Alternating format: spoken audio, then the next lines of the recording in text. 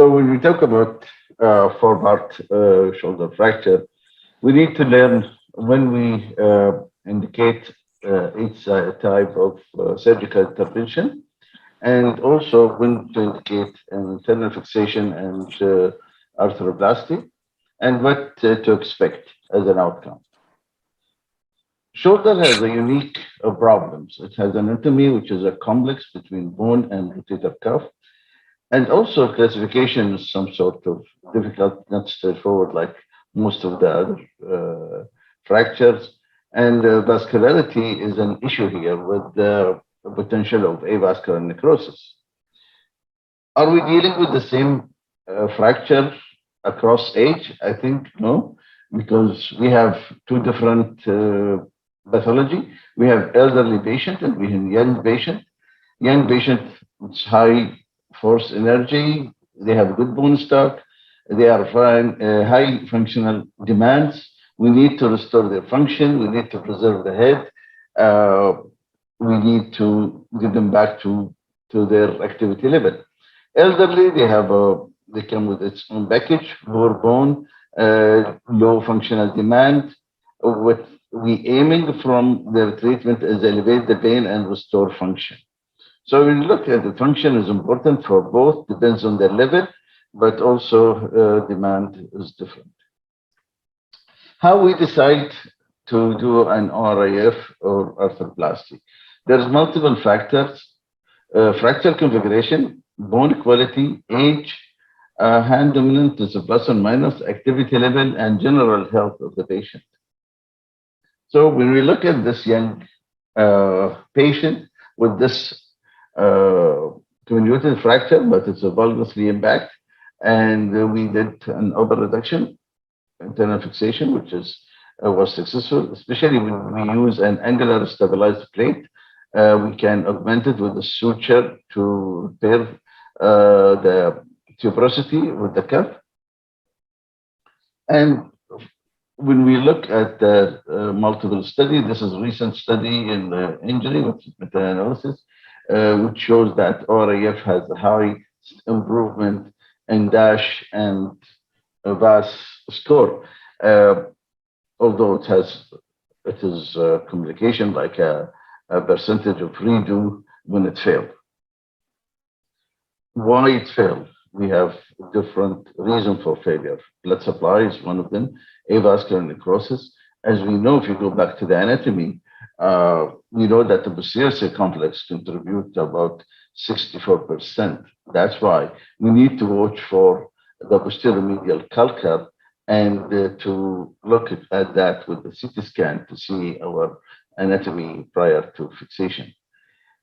Again, Hertal criteria for avascular necrosis shows that these figures will have a 97% risk of AVN, calcar less than 8 millimeter intact with the head, and fracture through the anatomical neck, as well as a medial hinge disruption, which is again the posterior medial.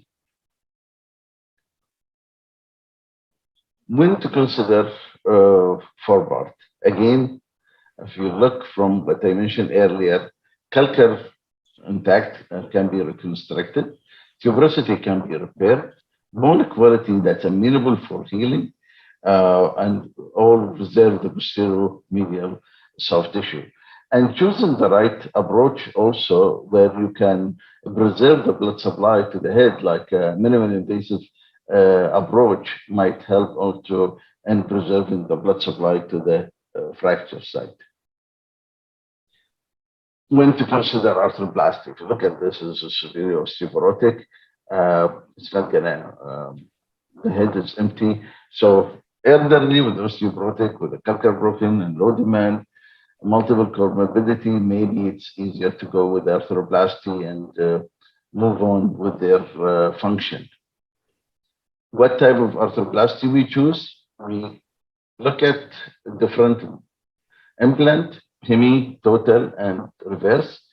When we look at the hemi and total, they have good for pain relief, function similar to the RAF, and non-operative when it comes to the pain and function post treatment.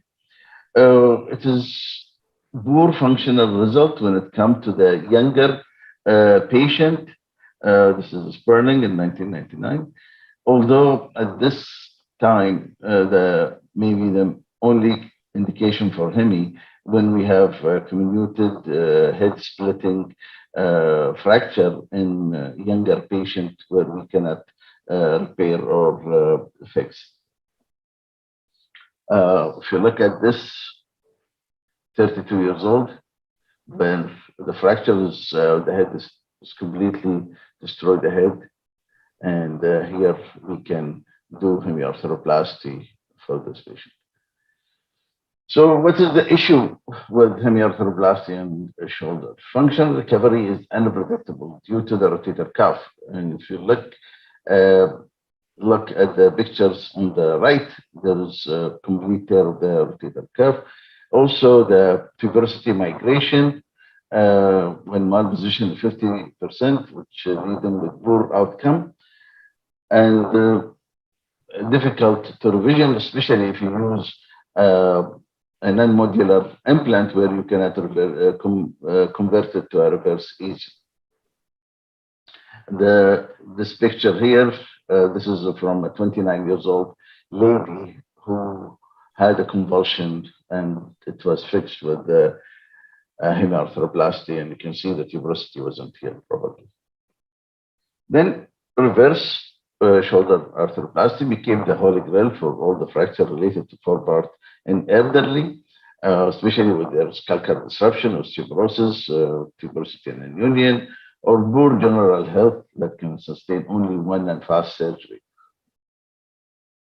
Advantage, it's predictable for pain relief and function, and complication is reduced now with the lateralized reverse shoulder arthroplastic design. And you can see from the studies by Torture with the meta-analysis, 16 study shows a constant score and AS is improving. And also it has a less complication rate. The second question, does the tuberosity or manual or resorption impact the result?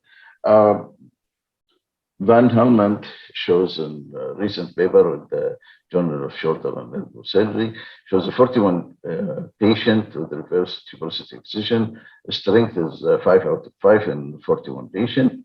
And forward elevation is very good with the range of motion, and the score is also improved. Hemiarthroplasty and reverse. This is another comparison study by Sebastião Forcada. And it shows that double-blind randomized control study shows that reverse has much better outcome and function for the patient. Again, this is another meta-analysis shows that hemiarthroplasty compared to reverse has a worse pain and function score and increased risk of reoperation. So in summary, we have forward proximal humerus fracture has a best single surgery for the patient is the goal, and RAF intact calcar, good bone quality, and active patient. Hemiarthroplasty can be considered on a young patient with unfixable fracture better, and reverse in elderly osteoporotic and torn cuff. Well, I will show you one. We have 1 minute, so we can show you. This is a 54 years old who was intoxicated and fractured both shoulder. This is his right shoulder. And you can see the head is split. And while we fix it with the deltovertebral approach with the valgusly impacted head.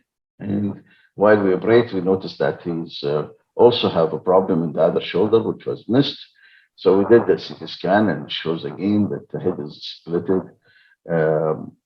So we take him back another day and we did lateral split with the Mabo technique. You can see the head is split completely. We reduce it and we try to fix it. When you look at the pictures, the picture for the left shoulder is much better than the right.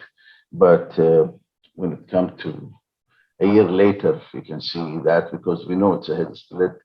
Uh, it has a high risk of AVN, and you can see that the screws penetrating through the head in the on the right, sorry, in the left, compared to well-healed head on the left. So, is the shoulder is not a weight-bearing joint? Is the AVN is a problem? At least we restore his bone. So, uh, in summary, this is knee-boot approach. We keep the fracture aligned together and maintain the biology. If it's not reduced in the hour, it will not reduce later. And shoulder fracture dislocation is a high risk for avascular necrosis, especially with the head split fracture. Thank you.